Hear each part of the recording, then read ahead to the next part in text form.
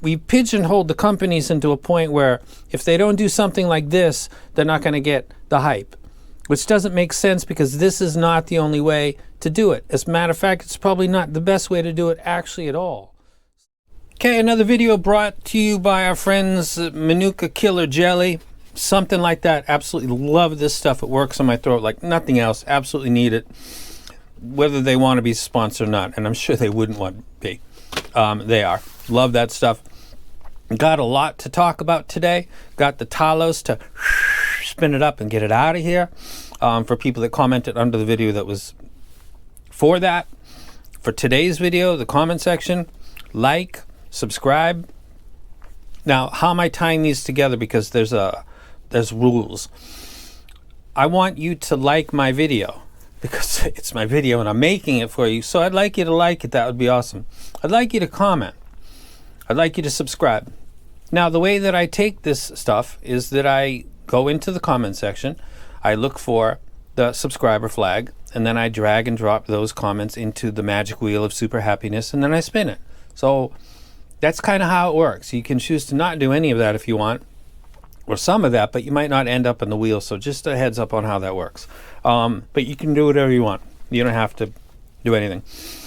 So Talos is going to spin up, go out there. Today, before we get to the actual review, let's talk about the most special thing that I've handed out to anybody through the magic wheel of super happiness. This is serial number 001.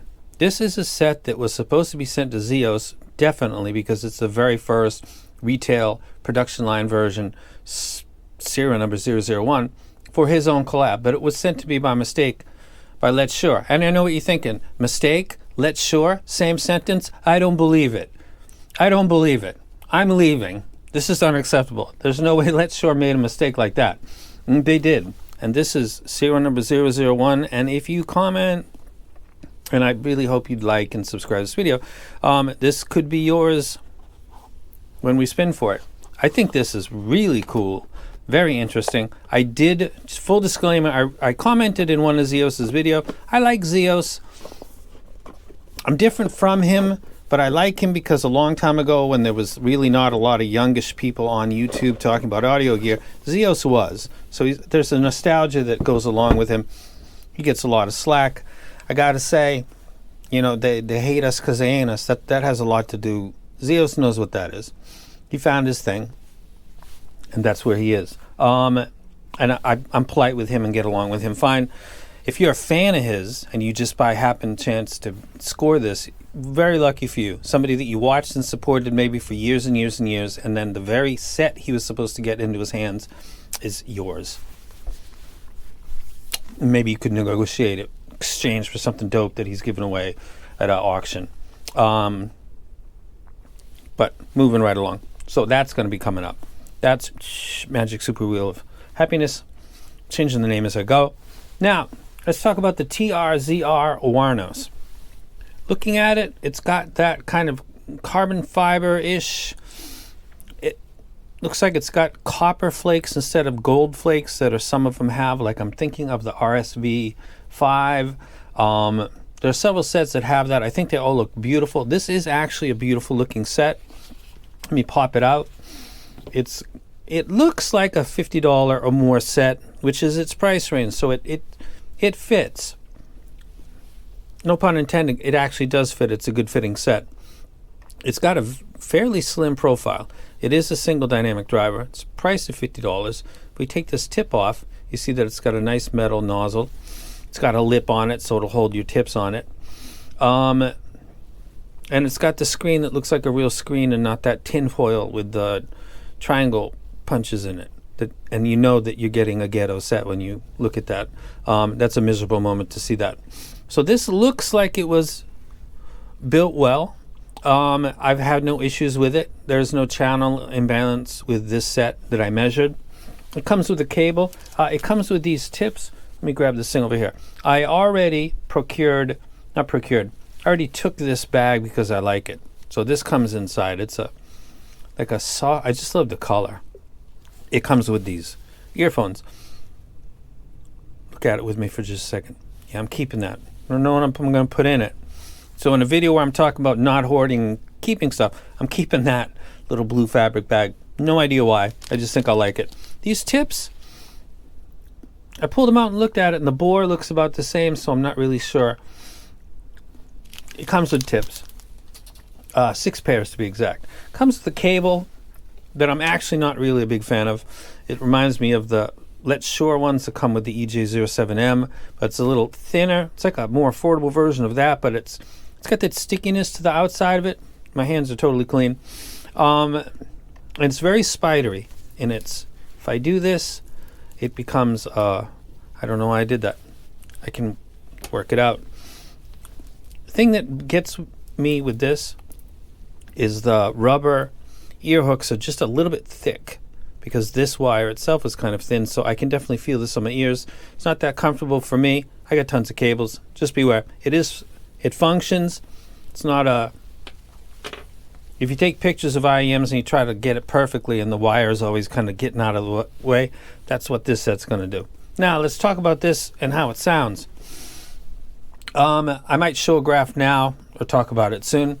In the low end, the 808 deck mix stuff, drops that are common in hip hop or trip hop, EDM, stuff like that. I think that this does fine. It's got a tuning that is elevated to a point where that comes through loud and clear, similar to a live event, similar to a time corrected, crossed over, fully set up car audio system or a nice home system. The low end sounds like it's getting the energy that it's supposed to get to make that low end sound authentic, and its position and level relative to the rest of the mix. So that sounds fine. As we get into the mid bass,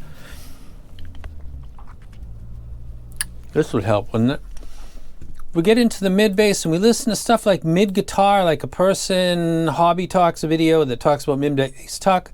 You can see the impact that will have. It impacts the bass guitar clearly, also drums, also male vocals.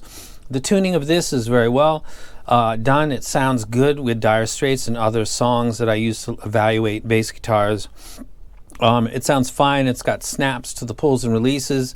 It doesn't sound like it's bloating or blooming into the vocals much at all. So it's a safe, good tuning in that area. As we move into drums with Neil Peart and John Bonham, the pronounced kick drum on the 4th album does sound pronounced. So everything getting up to about 300 hertz.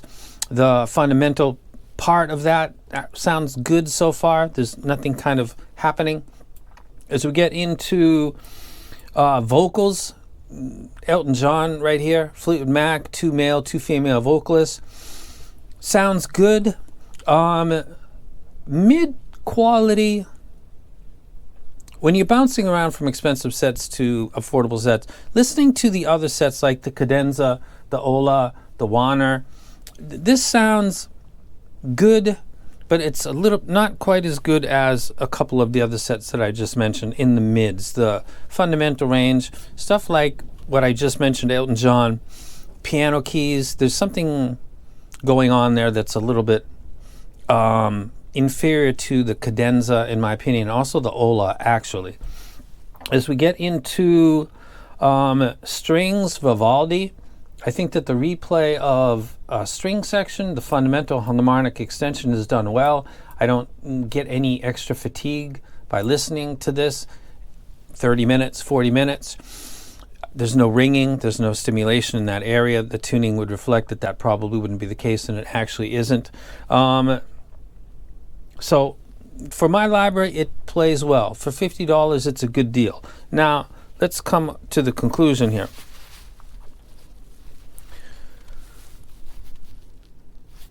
We've gotten to the point in this hobby where there's a legit problem with the fact that companies are all going for roughly the same tuning, which is reasonably safe for a lot of genres. So for the consumer, forget the consumer, the companies. For the companies, the chance of them generating a decent profit is increased because they're visually appealing with their graph. The problem is that they're all going for that. This is the Cadenza, the Warner, the Ola, and the Warnos, and they're all, as you can see, if this is corrected at 1 kilohertz, they're all quite similar. And honestly, they all do play quite similar. The cadenza is 35, the Warner is 15 to 18, the Ola is 18 to 20, the Warnos is $50, so it's double a couple of these on here, so it's got to be technically clearly superior. I don't really hear that. And this topic of same face, where companies are, I think it starts with reviewers to sit down and listen longer and listen deeper and to really find out the other ways that this can be done, because this is not the end all be all. There's sets like this is a nice chance to put this in here. This is the Meteor by Symphonium and Nightjar. This is not tuned like that type of tuning, and it sounds really good. There's another set that's done by 5A, the 5, that's not done like this over here, and it sounds really nice. The Mest 1 and 2 and the not so emphasized upper mid ear gain region is epic, and a lot of people consider it to be flagship, one of their top 5 or top 2 or number 1. So there's a lot of ways to do this, and I think it would behoove the community of reviewers to step out and be the nail that gets hammered down and express. It just seems like everybody's being extremely safe, because I'm not convinced, I'm sure, because of sets like the Meteor and other sets like the Mest, and that there's other ways to do this that sounds better than what this is, but they're doing this repeatedly in the budget range. Because it's safe, I guess, and because it does play libraries pretty well, but I see people talking about EQ all the time. Can you see the conundrum we got here? You can't get companies to move away from the profit. And this is safe, and safe is profit. But the best replay, the high fidelity, are we going to leave that up to the boutique brands and the $2,000 sets, or these random sets that get crushed by reviewers because they look at a graph and they think that's not enough ear gain, or that 5K that's a dB too much for me, or it's like a parroting. And then the other guy says almost the same thing using the same words. I've talked about this for years in my channel. We've pigeonholed the companies into a point where if they don't do something like this, they're not going to get the hype, which doesn't make sense, because this is not the only way to do it. As a matter of fact, it's probably not the best way to do it actually at all. So I'm going on a rant here, and I'll stop doing the rant, but I saw this coming, and everybody else has, and I'm sorry, TRZR, but you might actually get more views eventually because of this little rant. There's more ways to do this, and I'm going to do my best to take part in highlighting those ways. And I'll let you guys go. So in summary, it is a good sounding set. It does play back my library well.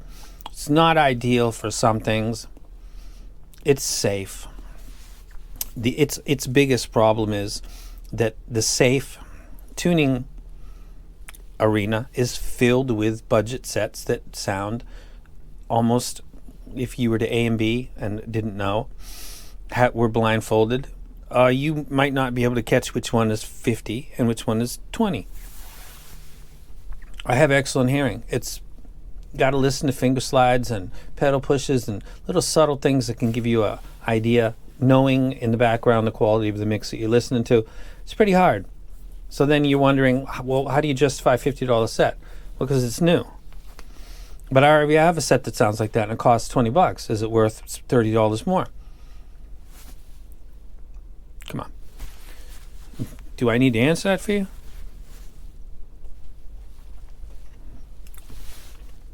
Serial number 1. The Meteor is loved. The Mest is loved. They don't look anything like that. There are more ways for these affordable budget companies to make money, but they're sticking into the safe stuff. We've got to get them out of that by pushing and promoting, even if there's people on Facebook or there's people on Discord saying that looks like a hacksaw, whatever their complaint is, it's something that doesn't look like a Harman. Just ignore them. Just ignore them and push it through. Get it to the public through some reviewers that are specific with their music so they can directly connect with a certain audience within the hobby and get it out through them like a underground pipeline, and let them spread the word, the gospel. There are other ways to do this, and it doesn't seem like enough companies are trying those other ways, because I keep seeing the same thing all the time. Shout out to Goober. Me and him have been talking back and forth. We've been talking at each other, not to each other, because he kind of says the same thing that I'm always thinking. I got to do reviews though, so it is a good set. It's a reviewer talk. Music lover talk. There's better ways. There's more ways. Let's do that. And now I'm out.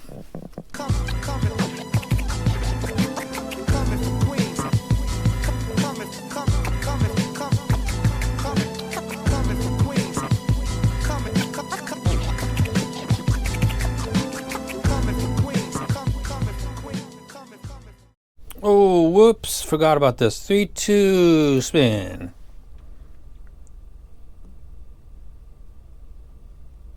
Talos, do you know Talos? Goes to